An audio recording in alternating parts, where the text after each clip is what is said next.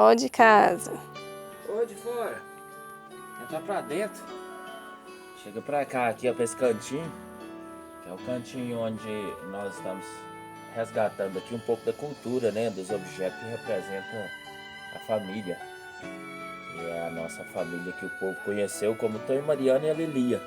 E os meninos, né? Que eram Tantão. Nós somos 8 irmãos, mais uma prima que a gente considera também como irmã de criação. E aqui eu vou apresentar alguns objetos que nós resgatamos, tá? Aqui em Juscelândia, nessa pequena arinha muito rústica. Aquilo que de fato representava também a vida, né? Nas décadas de 60, 70, 80 e até entrar em 90, quando foi então que mudou-se da zona rural para o povoado, né, de Juscelândia. Eu iniciei por essa balança, ó. A família não precisa nem da gente fazer legenda, né? Não precisa legendar. Essa balancinha aqui, no meu ponto de vista, eu acho que ela pesou bastante. Antônio Francisco, João de Deus, mais velho, vai saber me dizer, mas assim, você Bida, mas a Conceição também lembra. Mas eu acho que foi galinha, galo, frango, que a gente pegava e pesava antes de levar para vender pro seu Zé Galinheiro. Seu Zé Galinheiro vinha de Brasília, passava num caminhãozinho 608, na região, né, onde a gente morava. E ele passava e a gente ia para a beira da estrada. Parece que era toda terça-feira que ele passava, salvo engano, era isso. E a gente levava as galinhas, lá ele pegava, pendurava o saco de galinha aqui e ia pesando, né? 10 quilos, 15 quilos, 20 quilos. E eu ainda criança ficava observando aquilo, eu gostava demais.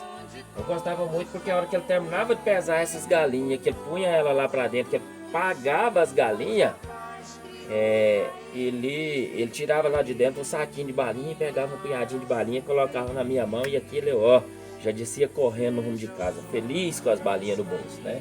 Então esta é a balança.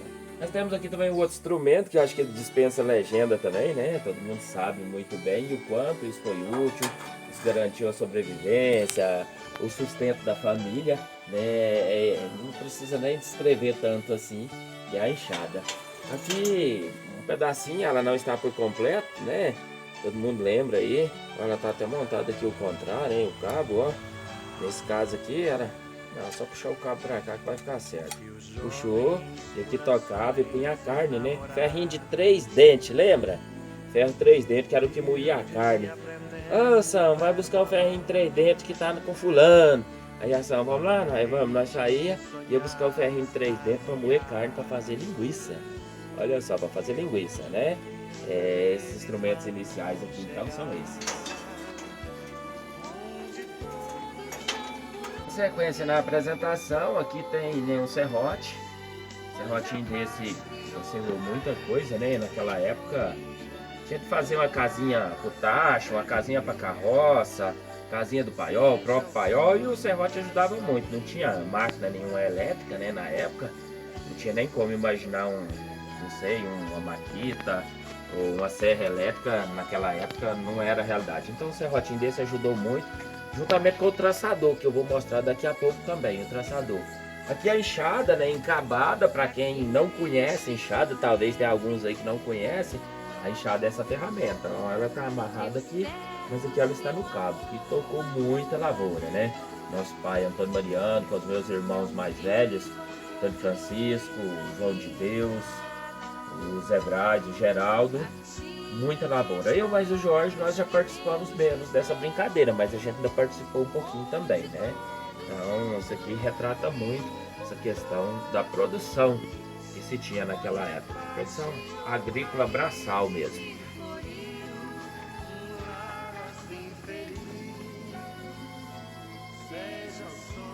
Aqui nós temos as cunhas. Todo mundo lembra, né, como que se utilizava essas cunhas para rachar uma tora muito grande, ia pegando da cunha as cunhas, né, ia trabalhando com ela. Tinha as cunhas menores, as maiores, de acordo com a necessidade ali de partir aquela tora, de bater com a marreta e rachar, de se utilizava essas cunhas. Eu achava aquilo fantástico de ver ali, né, o pessoal adulto trabalhando e abrindo aquelas toronas de madeira e fazendo dela às vezes lasca, às vezes até mesmo lenha para colocar no fogão a lenha, muito bacana.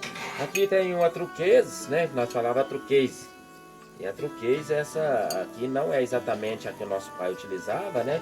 Mas ele utilizava uma bem similar a essa, onde ele fez muita cerca, né? Cerca de mangueiro, cerca lá do pasto para cercar o pastinho do cavalo. Ele utilizou muito uma similar a essa para ajustar essas cerquinhas dele, pregando com aresta, batendo lá com martelo as arestas, né? E fazendo então essas cercas. Aqui nós temos um outro, né? Que é o pilão e a mão pilão, como assim a gente falava. Aqui tem umas palhas, mas para quem não conhece a função, não era colocar milho com palha assim não, tá? Aqui colocava o café, às vezes, né, o café com casca, socava ele nesse pilão, deixava ele no jeito para torrar num torrador, que eu ainda quero colocar um torrador aqui também, é um dos objetos que eu quero colocar aqui. E depois trazia esse café para esse moinho, ó. Ó, lembra do barulho do moinho, pessoal? Ó. Tá vendo?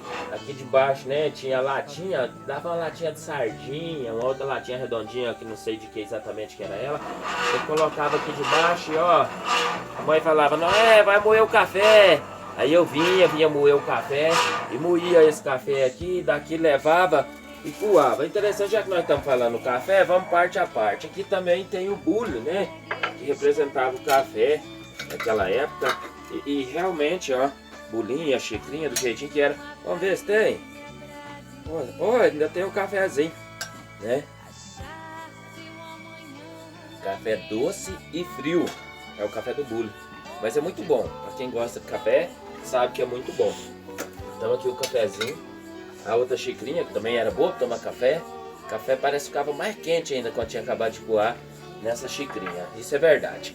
Mas nessa outra lógica aqui nós temos também o debulhador de milho, né? Para quem não viu ele trabalhando, os meninos aí, os netos, né? Filho, igual o caso da Mirella, nunca tinha visto. Papai, o que é isso? Isso aqui é coisa que o papai trabalhou bastante, juntamente com o tijolos, ó, debulhando o milho. Aí o milho ia cair lá dentro do caixote, né? O caixote era maior do que esse e tinha de tirar o sabuco lá do meio. Eu era um menorzinho, eu ficava sentado lá dentro do caixote, que era um caixote grande, tirando esse danado desse sabuco.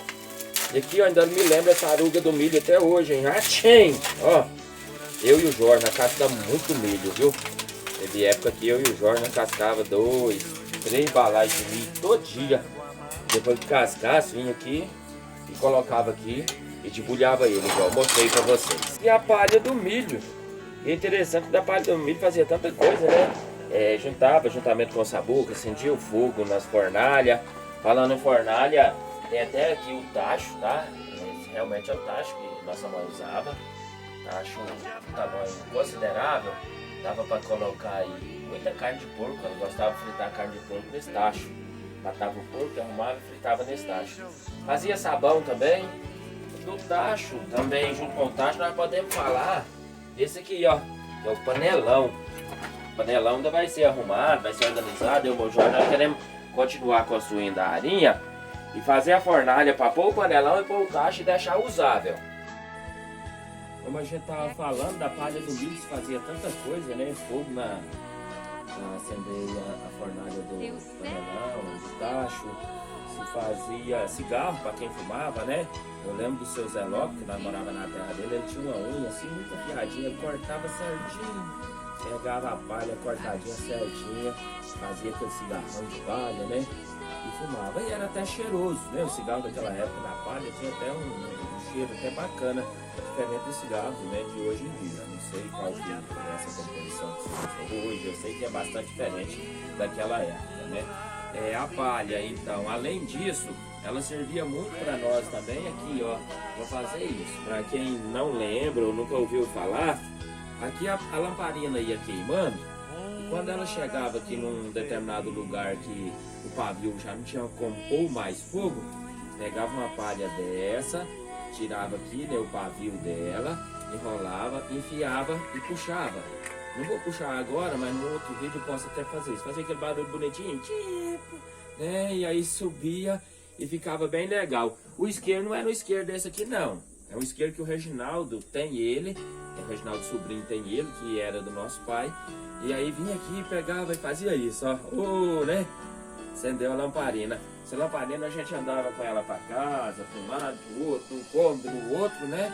Que não tinha luz elétrica. Tinha o lampião. Lampião, eu vou montar um outro lampião por completo. Tinha aqui um bujãozinho, vou trazer um outro bujãozinho e a cabeça do lampião pra estar pendurando ele aqui. Eu quero fazer ele funcionar também. Quero fazer a filmagem dele funcionando igual eu tô fazendo a filmagem da lamparina. Mas isso vai ser futuramente. Desligar a lamparina, papai. Como é que desliga, Miriam? Ela tava me perguntando. Desligar, tem um esforcinho de vir aqui e fazer isso, né? Ó. Desligou. Ficou escuro. Aqui, dando sequência a essa lógica que nós falávamos, né? Tem aqui a prateleirinha que está representando o ferro de passar roupa. Tirava a brasa da fornalha, vinha aqui, né? Abria o ferro aqui, colocava ele cheio de brasa, fechava. É claro que não dava essa tranquilidade que eu estou fazendo aqui de pegar ele por baixo aqui, né? Tinha que pegar com jeito, enchia, ia para cima da caixa, né? A caixona que tinha ali de roupa. E passava as roupas com o ferro aberto. Algumas panelas aqui, panelas de ferro, como vocês estão vendo, aqui representadas. As máquinas, né, que nossa mãe costurava muito bem. Ela fazia umas camisas mais bonitas que essa que eu estou vestida aqui, ó. Ela costurava, fazia umas camisas muito bonitas para nós todo mundo vestir. Fazia-se a safra, como se falava, ia em séries e comprava tecido. E esse tecido era costurado nessas máquinas, inclusive nessa daqui, que é uma das primeirinhas dela, que é uma Elgin, que ainda está fazendo propaganda da marca, mas eu lembro que ela tinha uma Singer, que ela gostava muito, e essa é a Elgin. A Singer até chegou a ser mais usada do que essa. Essa daqui foi transformada depois para elétrica, tá vendo que ela já está com motorzinho. Então já foi funcionando quando veio para Juscelândia. As panelas de ferro, caldeirãozinho de ferro, ó. Um caldeirãozinho desse cheio de arroz com bola de capivara, não era? Falar em bola de capivara, eu não poderia deixar de mostrar. Está aqui, isso aqui garantiu a carne na mesa naquelas décadas, né, de 60, 70, 80. Garantiu sim a carne na mesa de muita gente. E da nossa família também não foi diferente. Uma espingardinha aqui calibre 36, 8, tá? A que o nosso pai utilizava não é essa, mas essa daqui está sendo representada. Nosso pai gostava da espingarda de 2 canos, quem sabe, porque você tirou uma vez e a caça ainda continuava correndo, tinha condição dele atirar a segunda vez sem ter que trocar o cartucho, tá? Então a diferença tá aí, mas representado aqui também com essa espingarda é exatamente essa caça, né? Essa carne da mesa. Eu lembro também, outra coisa que eu quero falar, é que quando chegava a época da Semana Santa, ele não caçava, ele tinha essa tradição. Na quaresma, ia pegava e untava toda a espingarda, né? Ele tinha normalmente 2, 3 espingardas, ele ia lá na parede e colocava elas assim, ó, dessa forma, de cano para baixo, que representava que ele não ia mexer durante aquela semana. Passada ali a semana, no sábado, aleluia, normalmente eu saía, né, para buscar as caças, para colocar carne na mesa, tá? A gente falava ainda aqui, eu não tinha apresentado, né? 51? Não, essa 51 aqui só está simbolizando um litro que usava para mel. Onde Deus seguiu muito essa tradição dele, Geraldo, inclusive o Geraldo que me deu aqui esse litro de mel, ó. Também que uso muito, dá voz para trabalhar, aqui tá o mel. Todo dia tomo um melzinho de manhã. Puro mel, grossinho, muito bom. Toda manhãzinha eu tomo uma dessas daqui e alguém já toma meu litro de mel, tá? Muito bacana então esse resgate. Nós temos aqui algumas coisas ainda que eu gostaria de mostrar. Uma delas é essa aqui, ó. Vocês lembram, né? Muito bem. Nós falávamos do tamburetão. Tinha, além do tamburetão, tinha o tamburetinho. Vou até sentar nele aqui para matar a saudade. Aqui é um assento muito bom. Ele é larguinho. E esse dito tamburete, eu acredito que ele seja da década de 70. Porque eu sou da década de 70 e eu já lembro dele já usadinho. Ele já tinha até um furadinho, agora que esse furado dele aumentou. Mas é muito bom preservar ele desse jeito, com o mesmo couro. Essa vaca aqui desse couro, se esse couro é de vaca, talvez pode ser de um outro animal também. Eu acredito que pode ser de vaca. Deve ser de uma vaca lá da década de 70, né? Lá do regime militar, uma vaca militar. E aí, para isso, né, para fazer esses cortes, fazer essas coisas, esse tamburetinho eu acredito que ele já chegou pronto, mas se usava muito para cortar essas coisas mais rústicas, um facãozão desse. Não era esse também que nosso pai usava, Mas a pedra de amolar era. Aqui tá ela, né? Lembra que vinha, pichava, até que o facão saía realmente bem amoladinho. Aí ia no bananal, cortava um cacho de bananeira, né? E trazia e colocava para madurar. E era uma fartura muito boa, muito gostoso mesmo. Temos aqui também um outro instrumento aqui representado, ele representa mais nosso avô, seu João da Média, vovô João, saudoso vovô João. Trabalhou muito com enxó dessa. Ele era um carpinteiro nato, muita coisa boa feita por ele. Inclusive em Minas Gerais, quem visitou, né, na região onde ele morou quando era jovem, você tem muita construção dele lá, coisa que ele fez, né, há 80, 90 anos atrás talvez, e que está lá ainda, hein? Bem preservado também. Então a importância de estar preservando tudo isso. Aqui o trançador para cortar a madeira, igual eu tinha falado. Aqui o estrivo, né, que é o estrivo do arreio, onde põe o pé para subir do cavalo arriado. Então também aqui representado. E dessa representação aqui é uma muito bacana, porque eu gosto muito de estar preservando ela e está comigo já há algum tempo. É essa, ó. Quem se lembra, né? Coisa boa. Bom,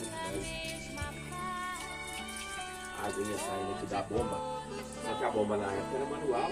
Colocava na caixa da cisterna, ela colocava a cisterna numa linha bem similar a essa aqui, tem bucho mesmo. Batia aqui o cabo dela, que agora está amarrado aqui para não cair. E a água saía aqui desse jeito também, uma água muito boa. A bucha aqui que tá, a bucha paulista mesmo, como representava na época, o sabão tá em barra. Mas é o mesmo sabão de bola da época também.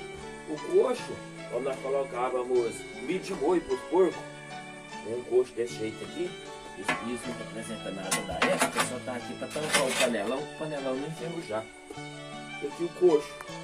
Esse coxo punha milho para o cavalo, punha milho para os porcos, lavagem para os porcos, tá? E era isso. Esse tambor de leite, ele representa para nós a vizinhança, onde a gente buscava o leite lá, comprava o leite na vizinhança, e lá, eu mais a ação, normalmente a gente ia, a ação mais o Jorge, e lá eles colocavam pra gente na vasilha e a gente levava pra casa. Mas lá no curral, os fazendeiros maiores tinham 2, 3, 4, 5 latão desse daí. Os fazendeirinhos mais fracos punham num tamborzinho menor desse aqui, ó. Esse que tá aqui. Ainda da época tem aqui uma picareta também, que utilizava para esse serviço mais bruto. Tem ali uma cabacinha menor que representava as cabaças maiores, que era para carregar água, a água para roça, né? Era representada aqui. Aí tem pá, tem outros instrumentos que estão ficando às vezes sem eu falar, que vocês, né, vão lembrar, não precisa nem de eu estar apresentando. Aqui tá a matraca, né? Essa não é a mais originalzinha, que a originalzinha era a famosa perna de grilo. Essa daqui não, essa daqui ela já era de plantar com adubo, como assim fala. Ela tinha duas repartições, uma da semente e uma do adubo, né? Ela está aqui também representada. Eu acho que eu representei quase tudo que está aqui. É esse o interesse de manter preservado. Eu mais o Jorge, nós queremos construir esse restinho dessa área, desse mesmo modelinho aqui, rústico, para construir a fornalha do panelão, a fornalha do tacho para ficar usável. A gente chegar aqui, a água pelo menos escorrer da antiga bomba, a gente usar ela, né? Ver aqui as coisas igual nós estamos falando que era da época, trazer alguma coisa, fritar nesse tacho, nesse panelão, e aqui a gente poder sentar no tamboretão ou em outros bancos que eram da época, que pode ser resgatado e trazido para cá, e lembrar dessa época e contar a história e saber que isso realmente significa a história da nossa família, e é muito interessante a gente resgatar isso, a gente manter, porque os mais novos que estão aí não sabem, os filhos, os sobrinhos, ou seja, os netos, os bisnetos, né, os tataranetos não conhecem isso que nós representamos aqui, certo? Uma simples representação, muito obrigado, e continuamos montando aqui o que a gente ainda falta, tem muita coisa ainda para vir para cá, pote, o lampião funcionando, e outras coisas mais que a gente quer trazer para cá. O pé de manga tá aqui, ó, bem do lado. Então não vai dar tanto trabalho para representar, né? A gente tinha muita manga, né? Nossa infância com muita manga. Acho que quase todo mundo da família gosta de manga. Pelo menos os irmãos, eu sei que todos gostam de manga. Então um pouquinho desse cantinho aqui, dessa lembrança. O chão eu quero preservar da mesma forma, ó, a poeira, né? Aqui a terra batida. E a gente quer preservar assim, tá? Para alguns isso pode parecer bobeira, insignificante, Mas para mim, principalmente, isso aqui significa cultura. E eu quero, sim, enquanto puder, continuar preservando. E venha quem vier em contrabrigo, e todos